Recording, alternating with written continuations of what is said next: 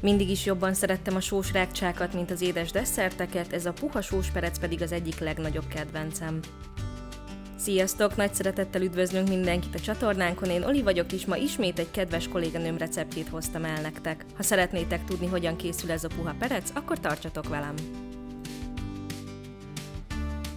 Első lépésként fél liter langyos tejbe öntünk egy evőkanál cukrot, és alaposan elkeverjük.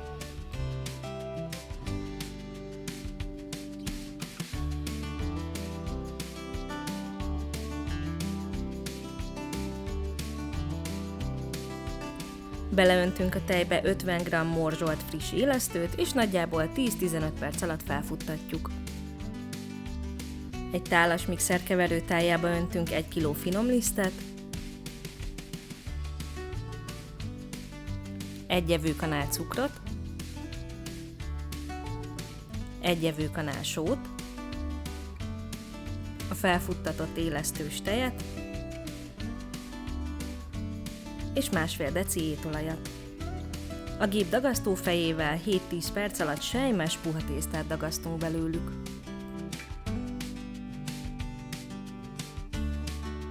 Tálba tesszük, és 1 órán keresztül pihentetjük letakarva, amíg szépen megkel.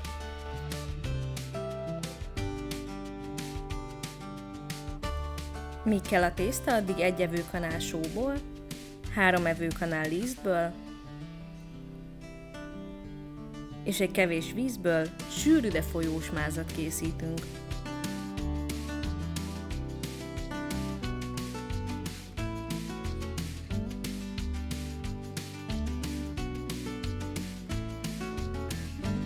Fontos, hogy kis adagokban adjuk hozzá a vizet, nehogy túlvizezzük az egészet.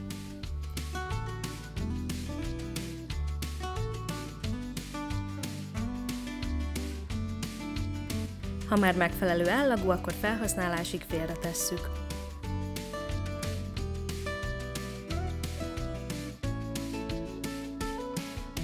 A tészta gyönyörűen megkelt, most pedig jöhet a darabolás. A puha tésztát először 4 nagyobb darabra vágjuk.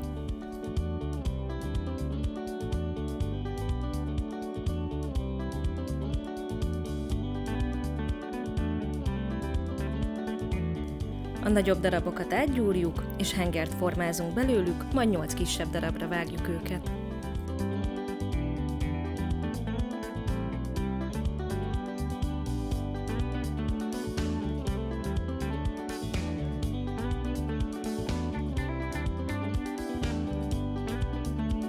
A kis darabokból hurkákat gyurmázunk. Az eredeti recept 30 cm-ben határozza meg a hurkák hosszát, de mivel remek szemmértékkel rendelkezem, így én kb. 40-45 centire nyújtottam őket.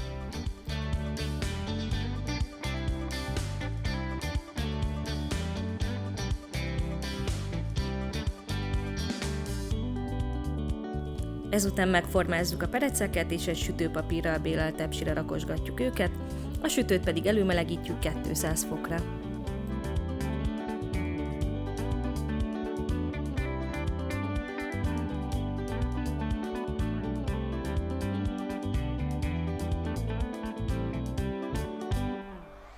Egy felvert tojással lekenjük a pereceket, majd mehetnek is a forró sütőbe, de most még csak nagyjából 7 percre.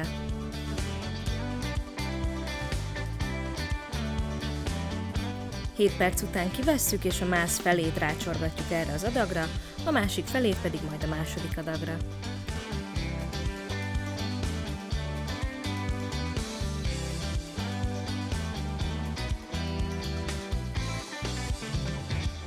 Visszarakjuk a tepsit a továbbra is 200 fokos sütőbe, és aranybarnára sütjük a pereceket, ami most már nagyjából csak 10 percet vesz igénybe.